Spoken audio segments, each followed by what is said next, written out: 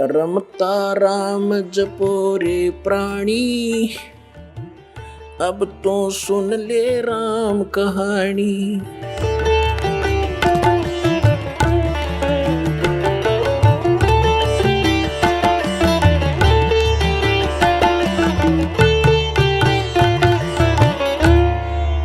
तो पुण्यात्मा, मुझ दास का एक ही प्रयत्न है कि जनता आज शिक्षित है, श्रद्धालु सब अक्षर ज्ञान युक्त है, हमारे सद्ग्रंथ हमारे पास उपलब्ध हैं और हम आसानी से निर्णय कर सकते हैं कि कौन सी साधना किस महापुरुष ने की जिससे उसका मोक्ष हुआ। ये दास आपके रूबरू करेगा, आप बहुत आसानी से समझ जाओगे। सबसे बड़ी समस्या हमारे सामने ये आई हुई है कि हम ये निर्णय नहीं कर पा रहे हैं कि कौन सी भक्ति सही है और कौन भगवान है। ये निर्णय हुआ और मोक्ष, क्योंकि फिर तो वो क्रियाएं जो दास बताएगा, सदग्रंथों में प्रमाण दिखाएगा और जिन महापुरुषों ने साधना की उनके वो अमृत वचन दिखाएगा, तो आपको आसानी से प्रमाणित हो जाएगा, विश्वास हो जाएगा। फिर तो भक्ति करनी ही करनी शेष है और वो इतनी आसान है। नाम उठत नाम बैठत नाम सोवत जागवे, नाम खाते नाम पीते नाम सेती लागवे। काम करते करते उस नाम का जाप करना है। कौन से नाम का जाप करना? सतनाम का जाप करना। जो भी कंप्लीट कोर्स आपको दिया जाता है उन सभी मंत्रों का जाप करना है। पुण्यात्माओं, दास बार बार कहता है कि जैसे पवित्र चारों वेद, पवित्र श्रीमद् भगवत गीता, ये दोनों एक ही हैं। पवित्र चारों वेदों का निष्कर्ष है श्रीमद् भगवत गीता। श्रीमद् भगवत गीता और वेद ये गॉड गिवन स्पिरिचुअल नॉलेज है, ये परमात्मा का दिया हुआ ज्ञान है। परम अक्षर ब्रह्म यानी कबीर साहिब जी ने, कबीर परमेश्वर जी ने, असंख्य ब्रह्मांडों के स्वामी ने ये चारों यानी पांचों वेद, एक सूक्ष्म वेद और है, पांचों वेद इस सरपुरुष अर्थात ज्योति निरंजन के अंतःकरण में फैक्स कर दिए थे। समय आने पर ये बाहर निकले, जैसे गर्भवती मादा से बच्चा अपने आप समय आने पर बाहर आता है, ऐसी व्यवस्था से परमात्मा ने ये सर्व वेद, पूरा ज्ञान, अध्यात्म ज्ञान और संसारिक ज्ञान, कैसे रहना चाहिए, किन क्रियाओं को करना चाहिए, कौन सी ना करनी चाहिए, ये सब ज्ञान दिया था। परमात्मा कौन है, उसकी साधना कौन सी है, तुम जहाँ रह रहे हो उस वो परमात्मा किस स्तर का है, वो तुम्हें कितना लाभ दे सकता है, वो कितनी हानि कर सकता है, ये सब ज्ञान दिया था।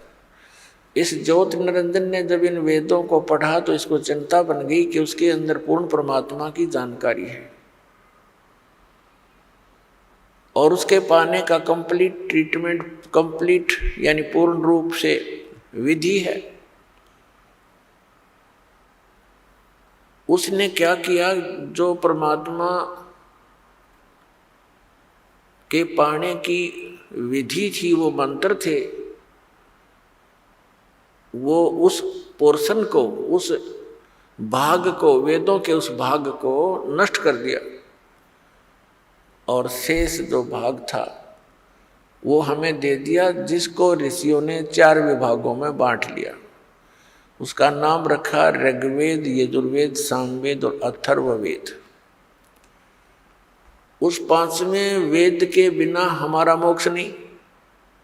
इन वेदों में वर्णित विधि से, 4 वेदों में वर्णित विधि से, श्रीमद् भगवत गीता में वर्णित विधि से केवल ब्रह्म तक की प्राप्ति होती है, ब्रह्मलोक तक जाया जाता है। यहाँ की ये अंतिम उपलब्धि है। गीता जी अध्याय नंबर 8 के श्लोक नंबर 16 में लिखा है कि ब्रह्मलोक पर्यंत, ब्रह्मलोक में तक जितने भी लोक हैं वहाँ गए हुए प्राणी पुनर्वर्ती में हैं, वहाँ गए हुए भी फिर लौटकर पृथ्वी पर आते हैं। और जब तक ये आना जाना है तो मोक्ष नहीं, तो शांति नहीं, परम शांति नहीं हो सकती। अब जैसे ये चारों वेद इस ब्रह्म ने, सरपुरुष ने अपने पुत्र ब्रह्मा को दिए। ब्रह्मा जी ने इनको जैसा जाना समझा उसी का ज्ञान आगे अपने वंशजों को, अपने पुत्र प्रपौत्रों को दिया। और उस ज्ञान को ही आपस में विचार विमर्श करके इन ऋषि महर्षि ब्राह्मणों ने आगे फिर अपने अनुभव की पुस्तकें बना दी, जिनको वेदों के अन्य भाग बोले जाते, उपनिषद कहे जाते। तो जो वेदों के अन्य जो भाग हैं वो ऋषियों के अपने बनाए हुए अपना अनुभव है, उपनिषद है वो उनका अनुभव है।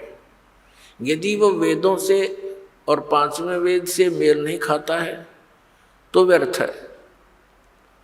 श्रीमद् भगवत गीता का ज्ञान इसी सरपुरुष ब्रह्म ने दिया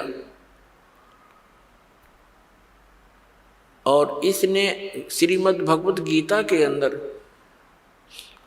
कुछ अपने सतर की अटकल अवश्य लगाई है, जोड़ी है, युद्ध करवाने के लिए और जीव को भरमाने के लिए। लेकिन हमने उसका निर्णय सूक्ष्म वेद से करना है।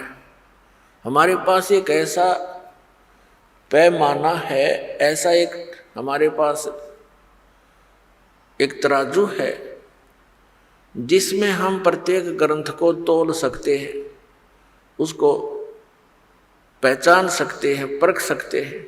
हमारे पास एक ऐसा ग्रंथ है जिसको सूक्ष्म वेद कहते हैं। श्रीमद् भगवत गीता अध्याय नंबर 4 के श्लोक नंबर 32 में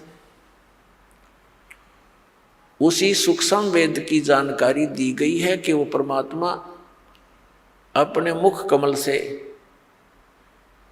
उस विस्तार पूर्वक अध्यात्म यज्ञों यानी धार्मिक अनुष्ठानों की जानकारी देते हैं और उसको तत्व ज्ञान कहते हैं।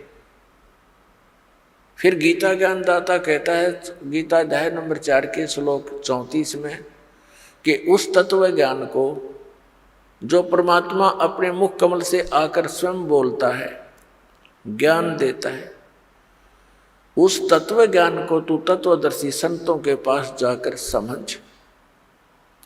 उनको दंडवत प्रणाम करने से, कपट छोड़कर उनकी सेवा करने से वो तत्वदर्शी संत ज्ञानी महात्मा आपको उस तत्व ज्ञान का उपदेश करेंगे। इससे एक तो ये सिद्ध हो गया कि गीता जी का ज्ञान कंप्लीट नहीं है, संपूर्ण नहीं है। गीता ज्ञान दाता ने ये ऑप्शन छोड़ दिया, एक प्रावधान छोड़ दिया कि उससे मैं परिचित नहीं हूं। जो परमात्मा अपने मुख से आकर बोलता है वो ज्ञान, वो सच्चिदानंद घन ब्रह्म की वाणी है और उसको उसके परिचित तत्वदर्शी संत ही तुझे बता पाएंगे। उनसे पूछो। तो दास जो कहना चाह रहा है कि ये जो पवित्र चारों वेद, पवित्र श्रीमद् भगवत गीता, इनका ज्ञान गलत नहीं, लेकिन ये कंप्लीट कोर्स नहीं, इनमें कंप्लीट स्पिरिचुअल नॉलेज नहीं, संपूर्ण अध्यात्म ज्ञान नहीं है। और संपूर्ण बिना फिर पूर्ण मोक्ष कैसे होगा? अंडरस्टूड है, ये तो आम आदमी समझ सकता है। आप सुन रहे थे जगत गुरु तत्वदर्शी संत रामपाल जी महाराज जी के मंगल प्रवचन। अधिक जानकारी के लिए विजिट कीजिए हमारी वेबसाइट www.jagatgururampalji.org। संत रामपाल जी महाराज जी के शुभ आशीर्वाद से पूरे विश्व भर में 500 से भी ज्यादा नाम दीक्षा केंद्र हैं, जिन पर संत रामपाल जी महाराज जी द्वारा ऑनलाइन निशुल्क नाम दीक्षा दी जा रही है। अपने नजदीकी नाम दीक्षा केंद्र का पता करने के लिए संपर्क करें 8222880541।